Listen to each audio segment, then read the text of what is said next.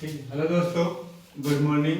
कैसे आप सभी लोग? आशा करता हूँ कि आप सभी लोग बहुत अच्छे होंगे। ठीक है, आइए आज हम देखते हैं कक्षा 10 का विषय है गणित, अभ्यास 1.2 का क्वेश्चन नंबर है दूसरा। ठीक है, क्वेश्चन क्या है कि हमें दर्शाना है, दर्शाइए कि कोई भी हमारा जो धनात्मक विषय पूर्णांक है, ठीक है, वो 6q+1 या 6q+3 या 6q+5 के रूप का होता है, जहां क्यू कोई पूर्णांक है। ठीक है, आइए देखते हैं इसको किस तरीके से दर्शाते हैं।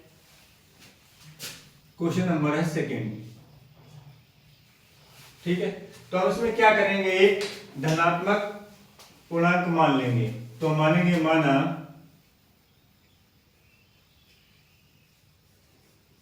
ए एक धनात्मक पूर्णांक है।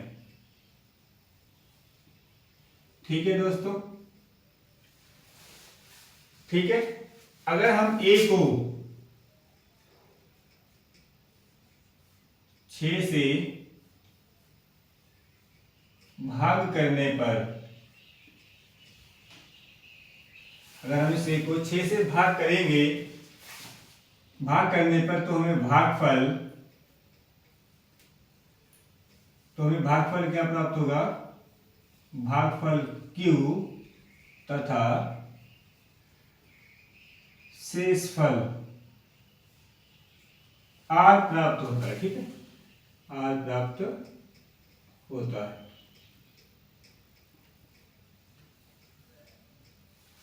ठीक है, हमने क्या मान लिया कि हमारा जो a है वो एक धनात्मक पूर्णांक है। अगर हम a को 6 से भाग करने पर हमें भागफल क्या मिलता है, Q, और शेषफल R प्राप्त होता है। ठीक है, अब देखिए यूक्लिड विभाजन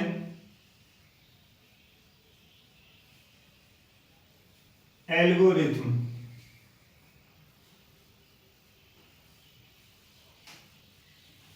का प्रयोग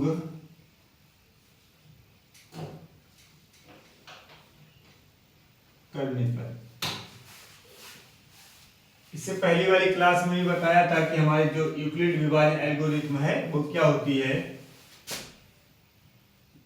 a बराबर BQ+R। ठीक है, अब देखिए इसमें क्या है, 6q+1 है, 6q+3 है या 6q+5 के रूप का होता है। ठीक है, अब देखिए यहां पर जो r की जो वैल्यू होती है वो लेस देन इक्वल 6 से होगी, ये 6 है। ठीक है, और लेस देन,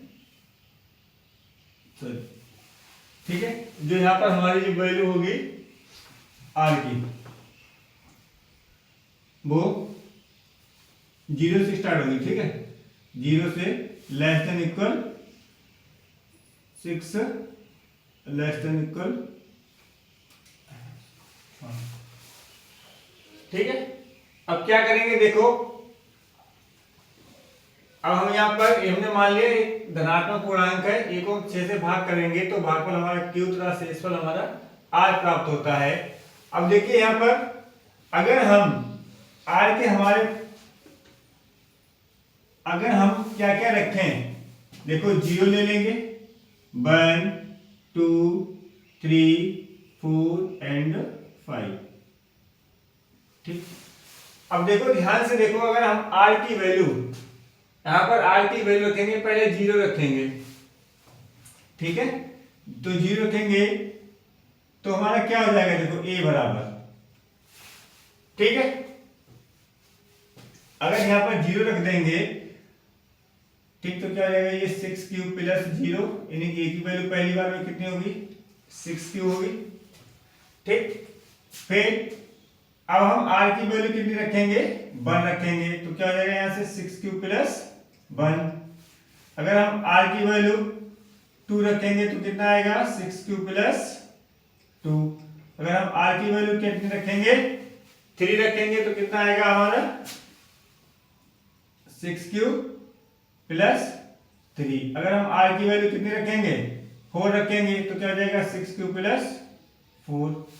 आर की वैल्यू अगर हम 5 रखेंगे तो क्या आ जाएगा देखो 6 क्यू प्लस 5।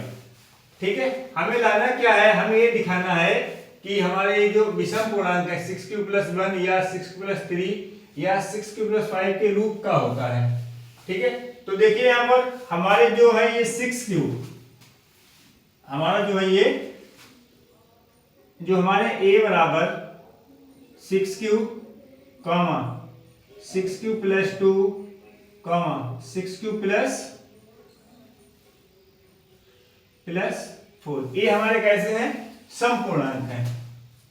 ये क्या है, हमारे समपूर्णांक है।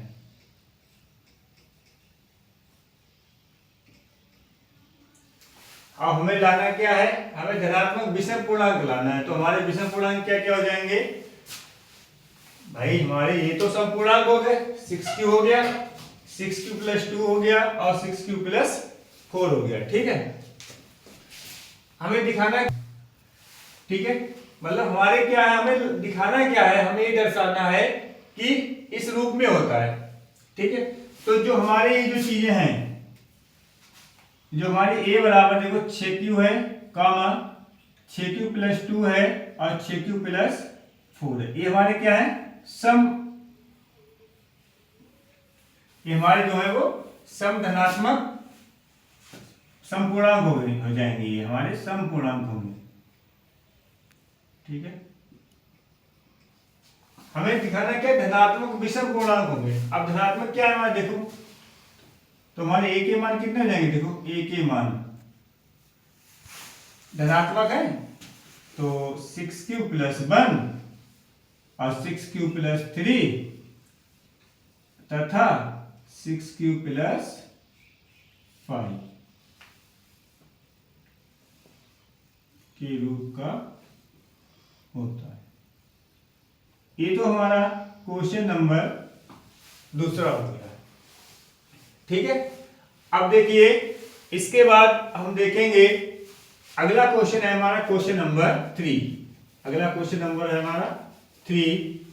क्वेश्चन नंबर 3 क्या कह रहा है कि एक आर्मी की परेड होती है। ठीक है, आर्मी जो हमारी सेना होती है उसकी एक परेड होती है, उसमें कह रहे हैं कि ये किसी परेड में, ठीक है, जो हमारी आर्मी होती है, जो सेना होती है, वो किसी परेड में 616 सदस्यों वाली एक सेना की टुकड़ों को 32 सदस्यों वाली आर्मी बैंड के पीछे मार्च करना है।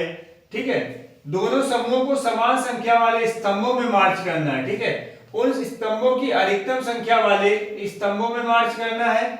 उन स्तंभों की अधिकतम संख्या क्या है जिसमें वे मार्च कर सकते हैं। कहने का मीन से हमने बताया था, अगर हमें अधिकतम संख्या निकालनी होती है तो हम क्या करते हैं, उसका HCM निकालते हैं, कहने का मासा निकालते हैं। क्या निकालते हैं, मासा निकालते हैं। मासा हमने आपको सिखाया भी था कि पिछली क्लास में मासा किस तरीके से निकालते हैं। ठीक है, यूक्लिड से भी निकाल देते हैं और सादे तरीके से भी निकाल देते हैं। ठीक है, भाग के द्वारा। अब देखिए तो हम क्या करेंगे, यहां पर 616 क्वेश्चन नंबर तीसरा है, 616 तथा 32 का HCF विभाजन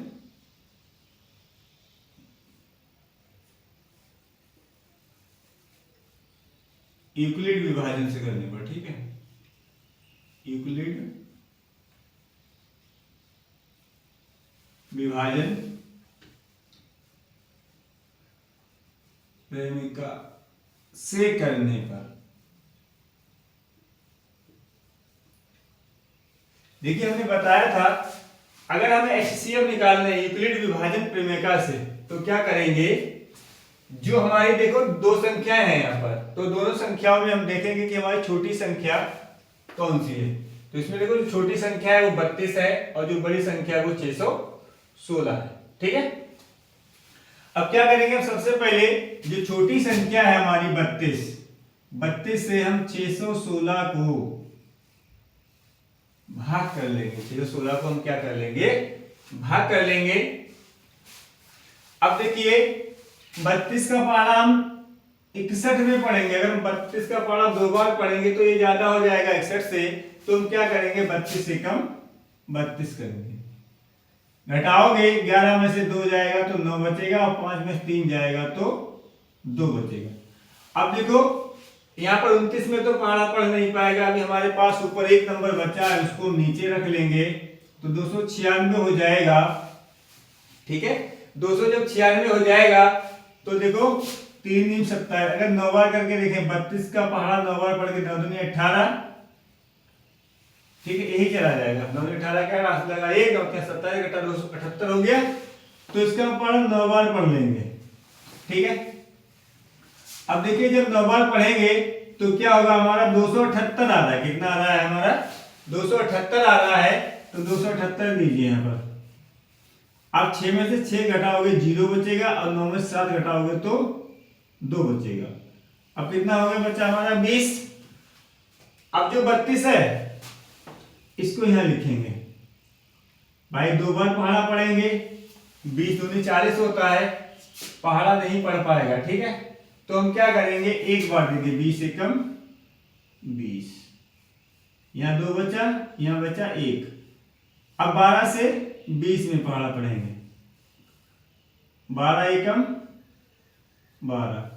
ठीक है, अब देखो 10 में से 2 जाएगा 8, अब 8 से क्या करोगे 12 को भाग दोगे, 8 एकम 8, 12 में से 8 जाएगा 4, 4 से फिर 8 को करेंगे, देखो यहाँ पे हो जाएगा 4 दूनी 8। कहने का मीन्स है लास्ट में हमारी कितनी संख्या से हुआ है, 4 से हो गया ये। ठीक है, तो हमारा जो मासा है वो कितना आ गया 4, यानी कि उन स्तंभों की जो अधिकतम संख्या होगी वो क्या निकल के आई है हमारी 4 निकल के आई है। ठीक है, 4 निकल के आई है। ठीक है, तो हम देखो अब इसको यूक्लिड विभाजन प्रमेय से कैसे प्रयोग करने पर कैसे करेंगे। देखो सबसे क्या किया था हमने, सबसे पहले हमारी ये जो बड़ी संख्या इसको हम पहले लिख लेते हैं 616। ठीक है, जब 616 को हमने किया था तो देखो कितनी बार भागफल कितना गया 19 गया, तो 32 की 19 से गुणा करेंगे तो हमारा यहाँ पर शेषफल कितना आया था, शेषफल जो आया था वो 20 आया था। ठीक है, जब हमने 32 को किया, देखो उसके बाद जब हमने 32 को किया है तो हमारा कितना आया है 20 × 1 प्लस यहां पर शेषफल कितना आया था 12 आया था। अब क्या करेंगे, जब हमने 20 में किया था, देखिए जब हमने 20 में किया था 20 को जो 12 से भाग किया था तो एक बार गया था, तो यानी कि 12 × 1 प्लस 8। ठीक है, अब जब हम 12 को करेंगे तो कितना हो जाएगा, देखो 8 × 1, 8 × 1 प्लस कितना हो जाएगा 4 हो जाएगा। ठीक है, अब देखिए जब हमने 8 में किया था, 8 में जब हमारा हुआ है तो देखो 4 दूनी 8 हो गया है, 4 दूनी 8 प्लस शेषफल कितना आ गया 0 आ गया। यानी कहने के यूक्लिड विभाजन में क्या होता है, जब तक हम क्वेश्चन को नहीं पूरा करते हैं जब तक कि हमारा 0 नहीं आ जाता है। ठीक है, ठीक है, जब हमारा 0 हो जाता है, ठीक है, तो यही हमारा HCF होता है ये। ठीक है, तो यहां पे लिख दोगे HCF संख्या क्या कहती है हमारे पास 616 32 कितना आ गया 4। नीचे लिख भी सकते हो कि उन स्तंभों की अधिकतम संख्या क्या है, यहां पे लिख सकते हो उन स्तंभों की अधिकतम संख्या